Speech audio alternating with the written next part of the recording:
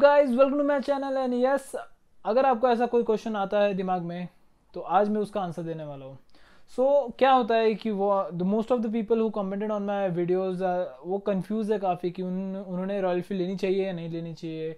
वो मुझे हमेशा पूछते रहते हैं ये कितना इसका माइलेज है, या फिर इसका मेंटेनेंस कॉस्ट कितना है, या फिर इसका कुछ भी कैसा भी रहता है, जितने भी प्रॉब्लम्स है रिलेटेड ये आएगी क्या नहीं आएगी करके ऐसा प्रॉब्लम्स। तो गाइज आज मैं इस वीडियो के थ्रू उसी का आंसर करने वाला हूँ कि you should buy Royal Enfield question mark, right. अगर आपने रॉयल एनफील्ड लेनी चाहिए या नहीं लेनी चाहिए। तो गाइज कुछ पॉइंटर्स बनाए हैं मैंने। अगर आप रॉयल एनफील्ड लेना चाहते हो तो इन पॉइंटर्स को थोड़ा सा दिमाग में रखो, सोचो इन पॉइंटर्स को लेके, फिर जाके आप एक डिसीजन बनाओ कि you should buy Royal Enfield और नॉट। क्योंकि Royal Enfield not a usual bike to buy, right. अगर आप कोई नॉर्मल बाइक लेते हो, कम्यूटर बाइक, आप उसको कैसे भी यूज़ करो, कभी भी सर्विस करो, कोई इतना प्रॉब्लम नहीं आता। आप उसको महीने महीने भी खड़ी रखोगे तो वो उसके बाद में चालू हो जाएगा, इतना कोई प्रॉब्लम नहीं आता। But it's not the same with royal Enfield, इसका थोड़ा सा कुछ अलग ही सीन रहता है।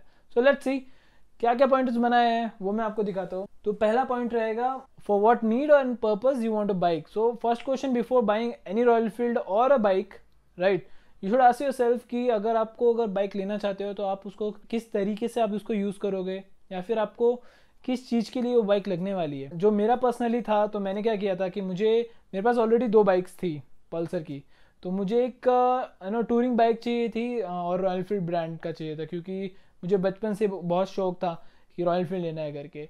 तो मेरा पर्पज़ था कि मैं वीकेंड राइड्स पे जाऊंगा और कभी कभार सैटरडे संडे राइड्स पे निकालूंगा, या फिर वीकडेज में कभी कभी निकाल दिया तो वो बात अलग है। तो मैं इसको as a daily commuter use नहीं करने वाला हूँ। जो मेरी बाइक है थंडरबर्ड 350 में, उसको as a daily commuter use नहीं करने वाला हूँ। मैं कर सकता हूँ but I am not gonna do it because it's not that efficient, और फ्यूल इसका ज़्यादा खाता है, और फिर हैंडल करने में थोड़ा सा हैवी है बाइक। तो as a daily commuter I won't be using it for now at least, because I have a Pulsar 135 and 150। वो काफ़ी अच्छा माइलेज भी दे देता है और काफ़ी हल्की बाइक है, तो इतना कोई प्रॉब्लम नहीं आता।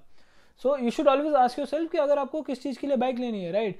कि अगर डेली कम्यूट के लिए लेनी चाहिए आपको बाइक, या फिर सेल्स या अगर मार्केटिंग में काम करते हो तो आप हर जगह बाइक से जाते हो, दिन भर आप बाइक पे ही रहते हो, you should not ever go for the Royal Enfield because it's not cheap और it's not feasible to use. आप यूज़ कर सकते हैं बट तकलीफ आपको ही होने वाली है। तो देखिए, अगर आप एक ही बाइक है आपके पास, अगर आप एक रॉयल एनफील्ड लेना चाहते हो for all the purpose, it won't be that easy, right. So you should always ask yourself कि किस चीज के लिए आप अपनी बाइक लेना चाहते हो। तो सेकंड पॉइंटर है how you ride your motorcycle, which means अगर आप बाइक लेते हो तो आप किस तरीके का राइड करने वाले हो, या फिर आप किस तरीके की राइडिंग यू नीड और यू वांट। अगर आपको फास्ट रेसिंग टाइप चाहिए, आपको यहाँ से वहाँ जाना है, बहुत ही जल्दी जाना है, और आपको कॉर्नरिंग वगैरह करने में बहुत मज़ा आता है, अगर आपको कॉर्नरिंग वगैरह करना है इन फ्यूचर, तो royal Enfield is not a bike for you. Because royal Enfield bike काफ़ी हैवी होती है, उनको सिटी में उनको कम्यूट करना थोड़ा सा इतना आसान नहीं रहता है। सबको पता है पूरी लोहे की बाइक है, तो उसको एक जगह से दूसरी जगह पे ले जाना, फिर अगर आप पार्किंग में भी लगा देते हो तो उसको निकालने में बहुत मेहनत लगती है। ये मुझसे पूछिए, क्योंकि मैं थंडरबर्ड यूज़ करता हूँ। It's one of the heaviest bike in royal Enfield portfolio. तो यू शुड ऑलवेज थिंक कि आप किस तरीके का राइडिंग स्टाइल है आपका। अगर आपको फास्ट या फिर आप जीपी राइड्स करते हो तो you should never go for the Royal Enfield. Third question है कि what is your budget. Third question आप अपने दिमाग में पूछेगी कि बजट क्या है। 1.5 लाख के आसपास आता है एक बाइक। सुनो, क्लासिक भी पकड़े तो 1,30,000 1,40,000 के आसपास पकड़े। अगर आपका बजट है 1.5 के आसपास या 1 लाख के आसपास, अगर आपको रॉयल एनफील्ड लेनी है, आपके पास ऑलरेडी कोई एक और बाइक है और आप ये सेकेंड बाइक की तरह यूज करना चाहते हो, तो आप ले सकते हो, ठीक है। But if it's your first bike and if it's your only bike, then think before buying it because it's not an easy to maintain। बहुत ही ज़्यादा ध्यान रखना पड़ता है बाइक का, और आपको इसी बजट के रेंज में काफ़ी अच्छे ऑप्शन मिल जाते हैं, जैसे डोमिनार है, या फिर RS है, NS है।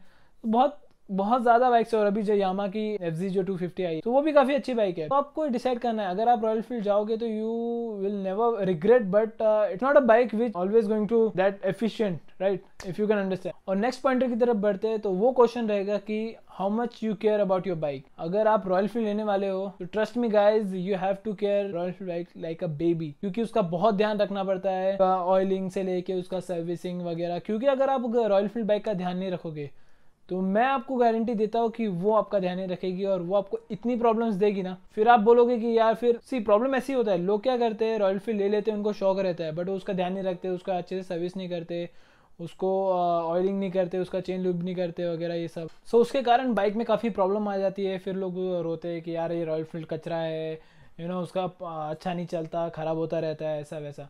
सो गाइज़, अगर आप अपनी बाइक का ध्यान नहीं रख सकते हो, अगर आपको टाइम नहीं है आपके पास ध्यान रखने के लिए अपनी बाइक को, तो गाइज़ मैं आपको बताता हूँ कि रॉयल एनफील्ड मत लीजिए। रॉयल एनफील्ड आपके लिए नहीं है क्लियरली। अगर आपको रॉयल एनफील्ड लेनी है तो you should always care about your bike.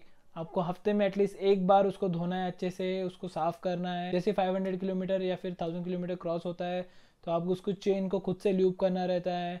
कुछ भी छोटी मोटी प्रॉब्लम आती है आपको तुरंत जाके मैकेनिक के पास दिखाना चाहिए। कि आप ऐसे नहीं सोच सकते कि हाँ चल कर दिखा दूंगा, नेक्स्ट सर्विस के बाद दिखा दूंगा, अभी टाइम है करके। ऐसा नहीं है गाइज। अगर एक छोटी मोटी आप अगर एक ध्यान नहीं दोगे तो वो छोटी मोटी चीज़ बड़ी चीज़ में, बड़ी प्रॉब्लम में टर्न आउट होने में उसको टाइम नहीं लगेगा।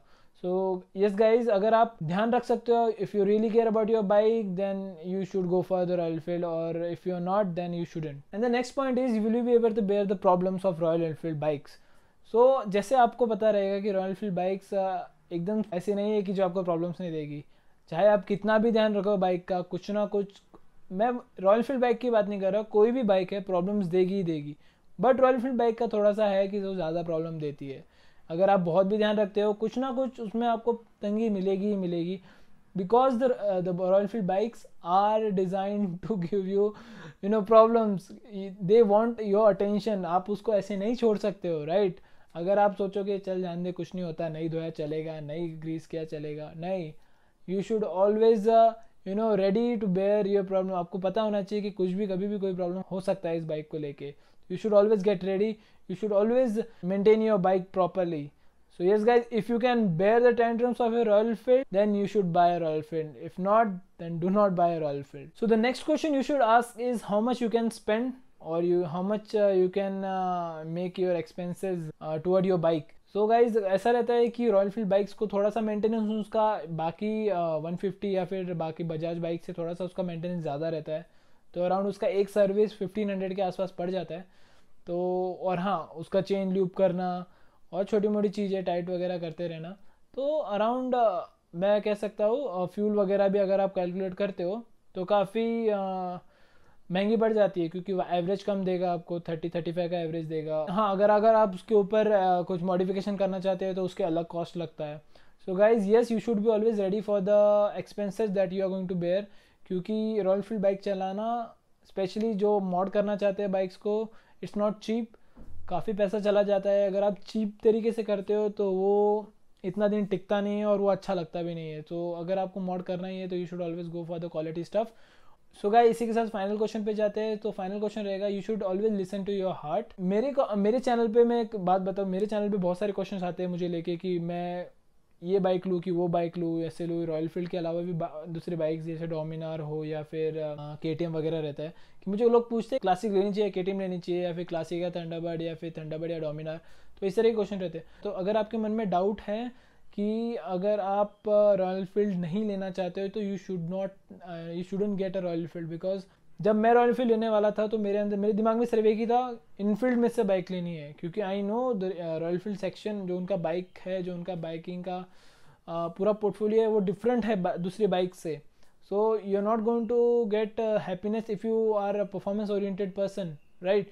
अगर आपको परफॉर्मेंस चाहिए आपकी बाइक से, अगर आपको माइलेज चाहिए अगर आपको बाइक से, if you want really light weight bike, royal Enfield not for you. अगर आप जनरली चाहते हो कि आप एक रॉयल एनफील्ड बाइक लो तो you should always ask your heart कि उसको चाहिए क्या नहीं। क्योंकि ऐसा रहता है, लोग रॉयल एनफील्ड ले लेते हैं, देन फिर वो रोते हैं यार इसमें ये प्रॉब्लम है वो प्रॉब्लम है। सो रॉयल एनफील्ड के साथ गाइस प्रॉब्लम्स तो रहेंगी। ये ऐसा कुछ नहीं है कि इट्स अ न्यू थिंग, ये पहले से चला आ रहा था। इवन पुरानी बुलेट्स में भी काफ़ी प्रॉब्लम रहता था, ऑयल लीकेज, ये वो। So guys, this problems are really basic and even the Royal Enfield bulleteer guys, they have accepted this problem.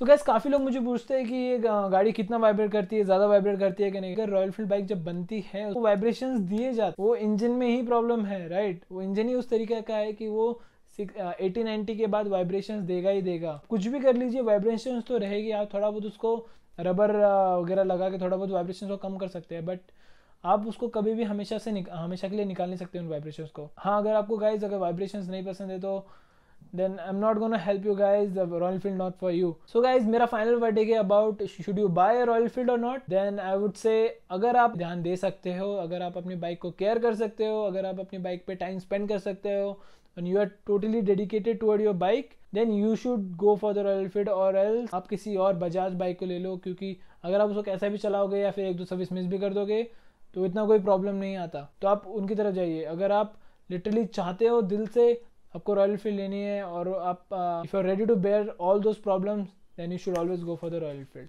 So guys, I hope कि आपको ज़्यादा बोर ना हुआ हो।